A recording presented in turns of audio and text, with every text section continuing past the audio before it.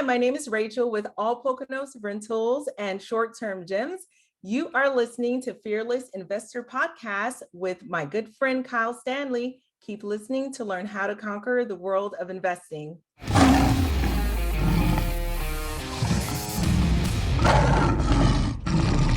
Hey, welcome into the Fearless Investor Podcast. You're listening to me, Kyle Stanley. A couple of quick notes before we get started here. Have you left a review for our podcast? If you haven't, please stop what you're doing. Leave a review right now on your podcast platform. If you're watching on YouTube, then make sure to just comment on this video. And if you haven't already subscribed, you're going to want to do that too, because we got a lot of great guests, a lot of great information in real estate and the short-term rentals industry. Speaking of which, I've got a note here from one of our sponsors, and it is Boostly, my good friend Mark Simpson over there. He says, listen up, in case you didn't know, it's 2021. Things are changing in the short-term rentals world.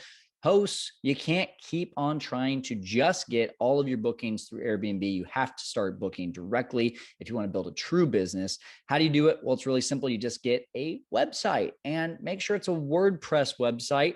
And I know what you're thinking. If it's WordPress, it's going to be a lot of money. Or it's going to take a lot of time. Well, that's exactly where Boostly comes in.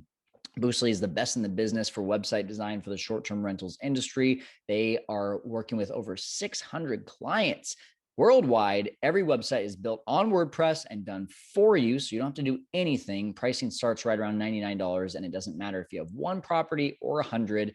And once again, my good friend Mark Simpson over at Boostly, he says that it's guaranteed to get you direct bookings, guaranteed to get you direct bookings or your money back. Just book a call with Mark and his team at Boostly, boostly.co.uk/fearless. Your future business will thank you. Again, that's boostly.co.uk/fearless. Go check it out. And today, we are talking about Airbnb and short-term rentals, but even more so, how to maximize the profits so that you don't have to get a ton of units in order to make a ton of money. Rachel Gainsbrugh is really she's found a little niche with being able to get this specific property, this avatar property. It's got a certain look, it's got a certain size, it's got a certain layout. And with those properties, she can still make buku bucks way up here. And so I love it. She's gonna talk about just really keeping overhead low, keeping your business very simple. And that's something that, looking back, if I could do this all over again, I would be doing exactly what she's doing. I wouldn't say yes to every opportunity, because what that can do is that can really overwhelm your team. You have to create more systems or bring in more people. And so it's a very, skeleton and bones kind of business that she doesn't need a whole lot. She's going to show you exactly how she's done that right here on the Fearless Investor Podcast. Let's get to it. Hey, everyone. Welcome into the Fearless Investor Podcast. You're listening to me, Kyle Stanley, and we have a very special guest today, Rachel Gainsbrugh from Georgia, and she is coming in with the short-term gems and also All Pocono Rentals, which, yes, you have heard that name before, because we just had a guest on last week, Svetlana. Both Rachel and Svetlana work together, but hey, little tip here, be on the lookout on Netflix, because Rachel is going to be a big deal here. We've got her showing up on Netflix on a new show called the 60-Second Home Sale. So very exciting. We've got our own celebrity on this this episode right now. Rachel, thanks for joining us. Well, thanks for having me, Cal. So excited to be here. Awesome. Hey, we were talking a little bit before we started, and I know Airbnb is the main topic today, but you actually said that your crazy story is in real estate. So let's hear a story to start off here.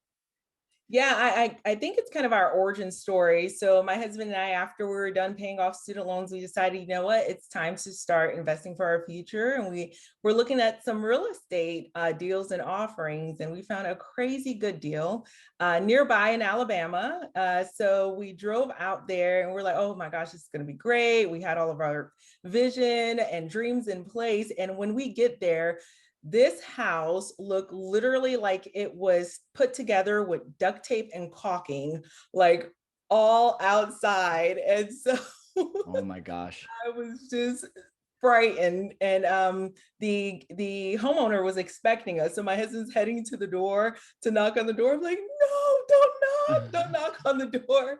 And so, yeah, he's like, you sure? I said, don't knock on the door. Let's go back home. It was like a 3 hour drive and we went back home. And that's when I realized the asset class that I'm looking for is probably not going to be, a fixer up, a significant fixer upper, or a full gut job. And really, we design our entire portfolio around homes that are a little bit more put together. We're not strong enough for the we buy ugly houses crew. We're probably more of the we buy pretty houses type of investors. And so There you'll you see go. that throughout our short-term rental portfolio. That's awesome. That's really awesome. Well, yeah, and you gotta sometimes get those duds before you can get those gems. Yes, I am saying gems because of your your company name. I think that's a perfect name for your company. That's awesome.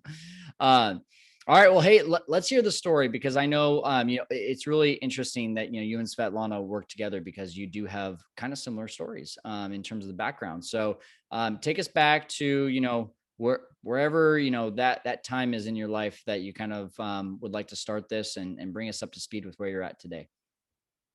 Awesome. Yeah. So first of all, I just want to thank you again, Kyle, for having me, making this space, because I think it's really important that this information is out there and for you to take the time to put it together. I just can't thank you enough for the effort. And just if anyone who's listening, if you can please share this with your friends, you have friends who need to hear about investing, real estate investing, short-term rentals, such an opportunity. It's such a great asset to be a part of. So, as far as my story, originally from Haiti, the poorest country in the Western Hemisphere, came to the US by way of my mom and dad. They were educators and healthcare professionals back home. But when they got to this country, they really wanted an opportunity for me and my siblings. And they recognized that due to the government, that opportunity would not, you know, be there in our home Mhm. country. So just grateful to be here. Fast forward, I guess, 20 something years later, got my doctorate in pharmacy. I help other pharmacists, hospitals throughout the US cover 50 states. That's my job by day. But by night, real estate investing, we found such a great joy in hosting others through short-term rentals. And we have found that this type of real estate actually significantly accelerated our wealth and our opportunity for financial independence, more so than long-term rentals. So that's what Mm. really drew us to the short-term rental investing realm. That's awesome. So, I mean, I know you kind of just breezed over it there, but there had to be some sort of uh, transition period as you moved over and started a new life here in the U.S. Can you talk about that at all? Yeah, and it was when I was really, really young. And the transition period was that my parents, they really had to forego a lot of the status that they had. Oops, sorry. They had to forego their status, they had to forego their education, they had to forego a lot of that in order to make sure that we had what we needed. So they worked hard, worked a lot, and I am ever so grateful for their sacrifice, for their dedication. But for us, upon graduation, we were working corporate America. We had great incomes, great opportunities, but still trading time for money. And just again, real estate investing, and there are a lot of different types of investing out there that affords people an opportunity to make money when they sleep. And so I it doesn't get old when I hear the little ding of a guest booking Yeah, in it's the a middle good of the sound. night. That's a great sound. And so for us, it's been worth the sacrifice, has been worth the hard work, the long days, the long weekends, the long nights setting up and breaking down and so on and so forth. Equally as good, but scary is the message at 2 a.m. that wakes you up, which is why we now outsource that stuff, right? So, Thank goodness for yeah. our virtual assistants and our Yes, absolutely. concierge. They can take those calls. Well, hey, that's awesome. So I think it sounds to me like the real struggle there was on your parents' side, and they were able to really help set up a life for you and your siblings. It sounds like they instilled a lot of great work ethic in you as well. I just, you and I are in a mastermind together along with Svetlana, and I just get the impression every time that I see you, that I hear you, that we talk. I'm just like, she's a go getter. She's professional. Like, did that come from the parents, or where did that come from? Yeah, absolutely.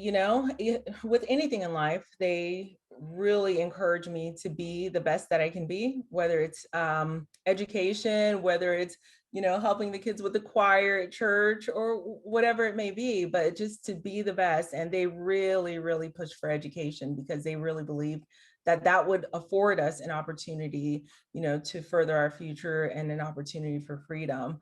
But what was I guess the biggest gap for me was financial literacy. Mm, And that really shook us after graduating because at the university they said, yeah, oh, you're going to make all this money, you're a pharmacist and it's going to be great. And I was like, yeah, take out all the student loans. And it was like, we're going to Sizzler, we're going to do this and that. And oh my goodness, when you walk away from graduate school with close to $500,000 worth of student loan debt, no credit cards, but $500,000 worth of student loan debt, and you're about to start your life, you need a house, you need a car, you're no longer in the dorms or, sharing an apartment with four other gals or grad students. It was such a wake up call to us. So financial literacy is so huge for me. And so this is something that I absolutely an advocate for.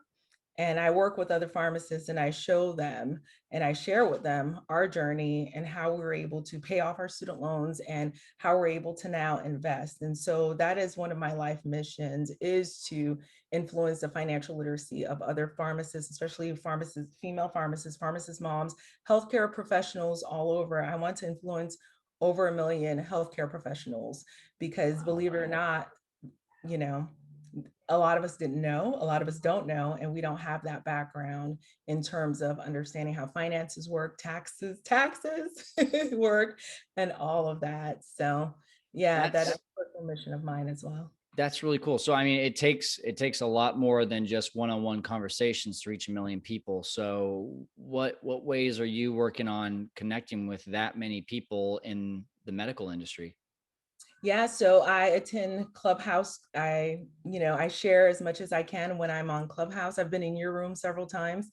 And if you look at my LinkedIn profile, it says that my goal is to help pharmacists create a life they don't need a vacation from.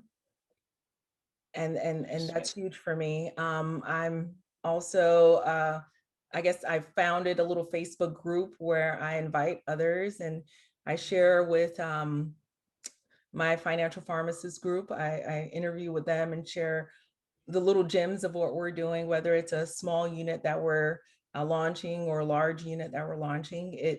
I just keep sharing that information, keep providing some encouragement on a day-to-day basis. I coach some of my colleagues. I provide strategy sessions with them, to show that there is another way. It's not just about what you see, in front of your face, but there's a whole mindset, Mhm. and a Yeah, heart set behind it. So mindset is huge. And, yeah, yeah, absolutely. try to Well, help it shift that mindset. sounds like you're just, having as many conversations as possible and reaching out and touching people on a daily basis. Like they say, you gotta, in order to eat an elephant, you gotta do it one bite at a time. So that's that sounds awesome. So eh, talk a little bit more about your Airbnb and your short-term rentals businesses, because you have your own, and then you also work with Svetlana a little bit. I'd love to hear a little bit more information about what you're doing every day in your businesses. Yeah, so I am such a believer in networking, and I feel that we can go further if we go together. And so I had the opportunity to partner up with Svetlana a little bit earlier this year. I met her in a women's mastermind, a Go Abundance Women. It's a mastermind on real estate investing. And so she was looking for someone, a chief of staff, in order to help with the daily operations of her business as she transitions to building a dream resort in 2022. And so, yeah, she kind of tapped me, and we already had a great relationship. And I thought, oh my gosh, wow, what an opportunity to work with such a rock star as Svetlana. She has a fantastic portfolio, a similar asset class to mine, single family homes, large homes. Our ideal client avatar is the same: large families, multifamilies, um, traveling with children and pets. And so that is my same asset class, single family home, typically 4 or 5 bedroom homes. We can host anywhere from 10 to 15, 16 guests, and just we love it. And so there's definitely some opportunity to collaborate there. And so my goal really is, I do have that shiny object syndrome when I see all of my friends who are investors who have like 2,000 doors. It's like, oh my Right. gosh, look at all Yeah. these doors, I want all these doors. But the more I learn about myself, and it's going back to our origin story, the more I learn about myself, it's like, no, I don't necessarily want all of those doors. I love the revenue opportunity that comes with all of those doors, but we get those revenue opportunities with just the few doors that we have in our personal portfolio. So our strategy really is to own and operate the least amount of properties that generate the highest profitability. Yeah. And you said that to me before we got on here. And I just loved how you said that with highest profitability, lowest number of properties. And you went on to also tell me that you're really not in a vacation area. So, tell us a little bit more about your area. And also, if you don't mind sharing the numbers, what you're grossing on a monthly basis on each of these properties. Yeah, absolutely. So our area is not a vacation area. We are in a suburban area, excellent schools, just a really nice area. And so I will tell you that our primary clientele is anywhere from those who are here for the film industry. Georgia is now known as the Hollywood of the South, aka Yollywood, is what I heard today. and and also we cater to families who are displaced from their homes due to an insurance related event or a catastrophic event. Really, one of our guests, his home burned down. Mm. These are things that happen every now and then, or if there's a big flood and all of the flooring needs to be replaced. And what has been interesting with the timeline on contracting work, typically they book for a month through an insurance agency, and there's a lot of nuance and caveat with that. You want to definitely dot your I's and cross your T's with those types of bookings. However, they will book for 1 month, but you and I know, Kyle, nothing gets done in a month in the construction world or renovation world right now. Yeah.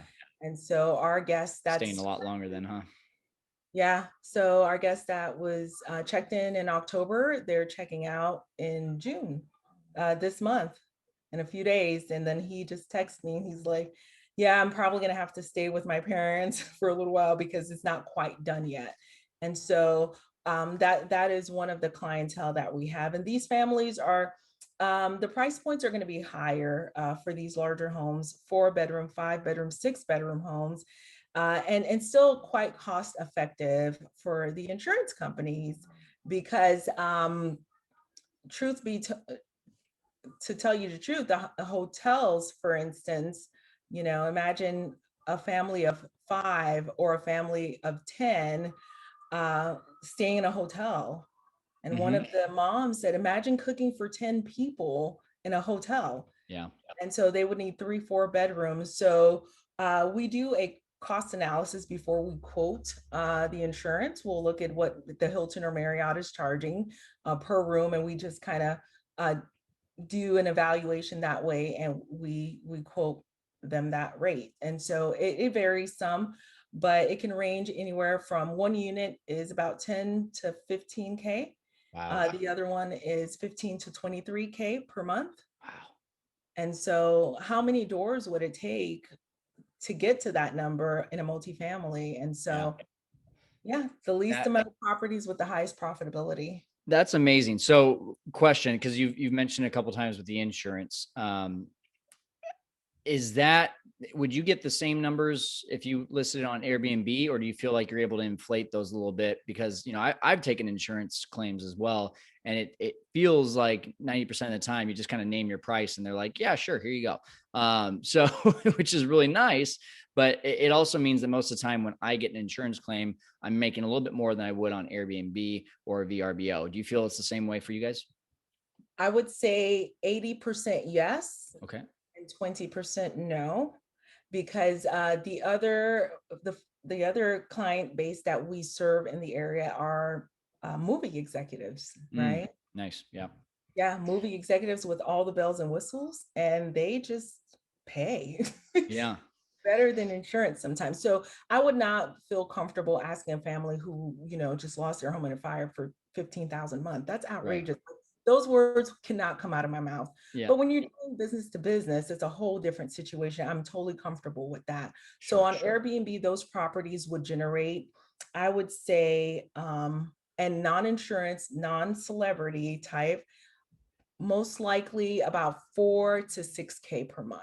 Okay. Yeah. And so this is really wild to me because that's about what I would expect. You're in, 3, 4, 5 bedroom houses, maybe a little bit bigger even. I think one of them was a 6 bedroom I heard you talking about. And I would expect, upwards of, Georgia, low cost of living yeah, area. yeah, 4 to 6 thousand, maybe 5 to 7 thousand if it's got a few more bedrooms.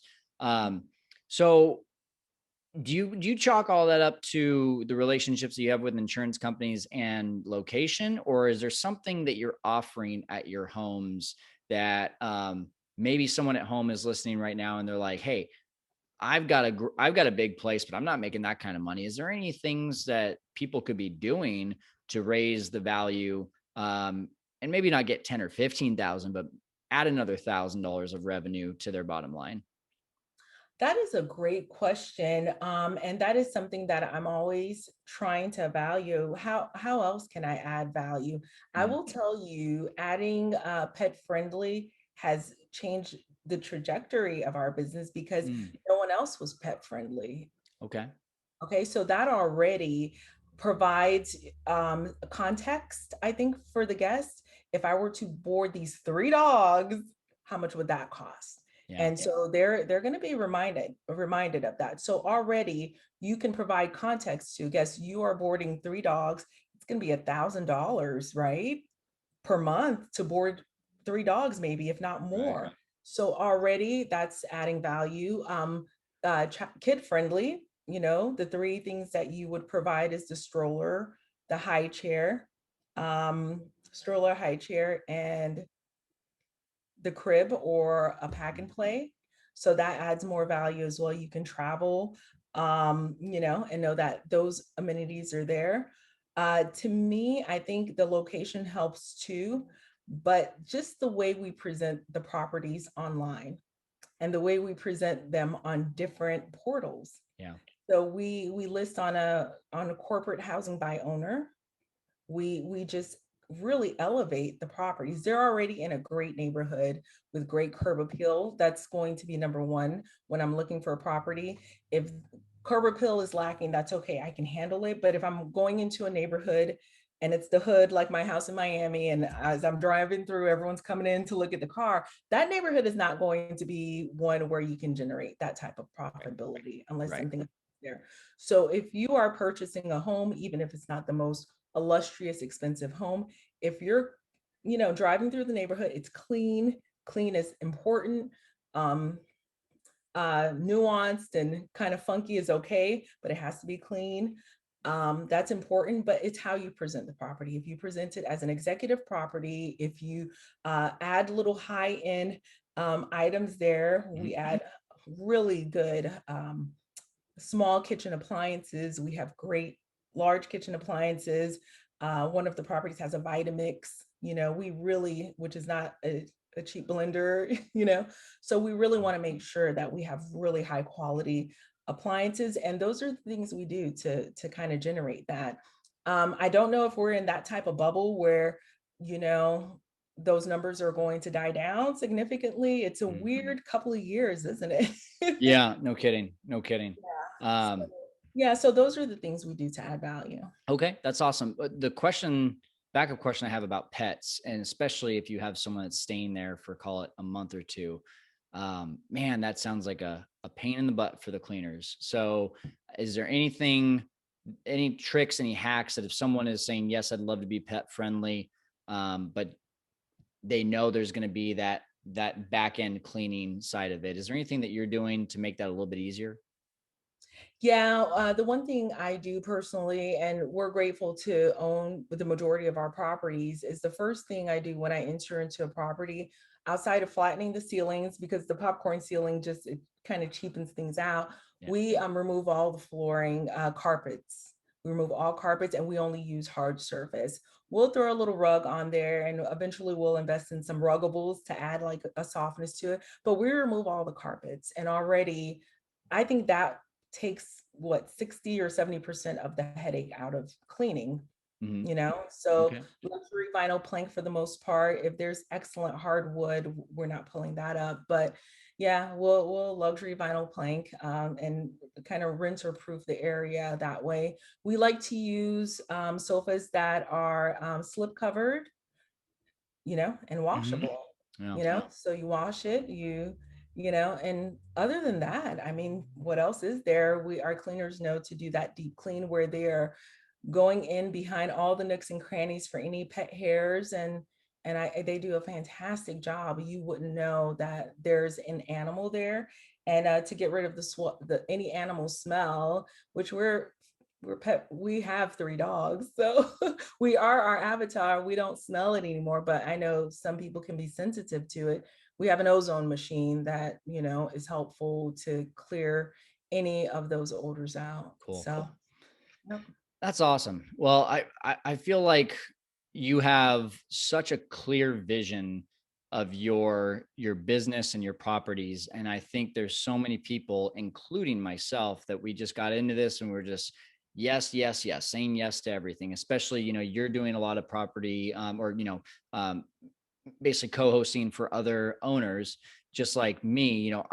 Man, I get that call from an owner in the beginning and I'm just so thrilled someone wants to even hire me and become my client. Then I look back on it, I'm like, oh, this 2 bedroom 1 bath is just not worth my time.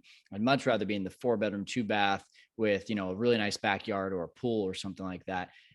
So was there a certain like transition you had to make in order to get there, or did you just know from the beginning that that was your avatar property? I told you I've got shiny object syndrome. So, yeah, I mean, just the other day, I was presented an opportunity and I had to really take a step back and identify, is this really, something that is within my wheelhouse? And so I think with our training with legends, we can kind of take a step back and identify, is this something that is going to make sense for our Mm. portfolio? And I have declined a few because of that, but I was like you too, Kyle. Yeah. I was, yes, yes. It's just exciting to, we love the business. We're excited. We want to work with others. We want to help others succeed. But is the homeowner realistic? Mhm. Right. And so that was one of the biggest things that I had a hard time overcoming. My homeowner, she was not very realistic with the numbers that she can get based on that type of property and the location and all of that. And so already, not the greatest asset, and then an unrealistic homeowner. It's like, ooh, Yeah. this is a disaster waiting to happen. But I absolutely love helping homeowners. Find a way to generate some profitability with their greatest asset is their home. One of their greatest assets is this property, or their greatest investment as far as on this earth is their property. And it's important that if they want to utilize that for an investment property, that they can really capitalize and generate as much as they can. So we do the pricing, management, revenue management. And so, but you got to be honest and you got to be clear as far as what the market demands. Not all homes will demand the same pricing. And so that's going to be key as well. Perfect. That's great. So, Rachel, aside from becoming a Netflix celebrity, what is on the next what's coming up next for you and your business? What are you focusing on? As I mentioned a little bit earlier, the education piece is huge for me. I've been really having a great time helping others grow Mhm. their portfolio, grow their business. And again, if we go further, if we go together. And so I have a little course that I'm working on with the pharmacists, teaching healthcare professionals, how to do this. Even though we're Great. busy, it's really, really important. So hopefully I can launch that by the end of the summer. But I think it's just really important that they know that there is another revenue stream out there that can be, managed uh, remotely, manage in a way that fits into their lifestyle. And I just think, as healthcare professionals, we want to provide that great patient care. And we can provide that if we know that we are doing the right things for our family, for ourselves. And it just takes patient care to a whole other level if that's what we want to do full time, if we know that our revenue and our finances are in place and are well put together. That's great. So if people are in that boat and they want to follow you, get your content, especially see if that course comes out here eventually, where can they do that? Yeah, just email me at Rachel@shorttermgems.com. That's Rachel@shorttermgems.com. You can follow me on Instagram, short.term.gems, and you can find me there. Perfect. You mentioned Clubhouse too. Don't forget that. Yep, I'm on Clubhouse at Rachel STG. It's a lot of handles to keep up with. Yeah. Yeah, I pop in and out of Clubhouse as much as possible. Just There you go. love connecting and networking with people all over the world on Clubhouse, which is kind of cool. That's awesome. Well, Rachel Gainsbrugh, thank you so much for joining us today and helping our audience to conquer the world of investing. Appreciate you. Thank you. Show notes for this one are fearlesskyle.com/short term gems. And that is where you're going to go to check out all the things that Rachel mentioned, plus how to connect with her. She just has a huge heart for helping others, especially in the medical industry. But, if you're not in the medical industry, you can still learn from people like this. And so I would really suggest that you follow her content, get connected with her, and especially what I love about this story is just, knowing what your property, your avatar property should look like. Is it a 4-bedroom with a pool? Is it a 3-bedroom with 2 baths? Is it, a 3-bedroom with a big backyard? What does that look like? What do your guests want? And what kind of guests do you want to attract? And that's exactly what she has figured out in both of her short-term rentals businesses. You can do the same. So hopefully this helped you today to be able to conquer the world of investing, and especially the short-term rentals industry. You've been listening to the Fearless Investor Podcast with me, Kyle Stanley. We'll see you next time.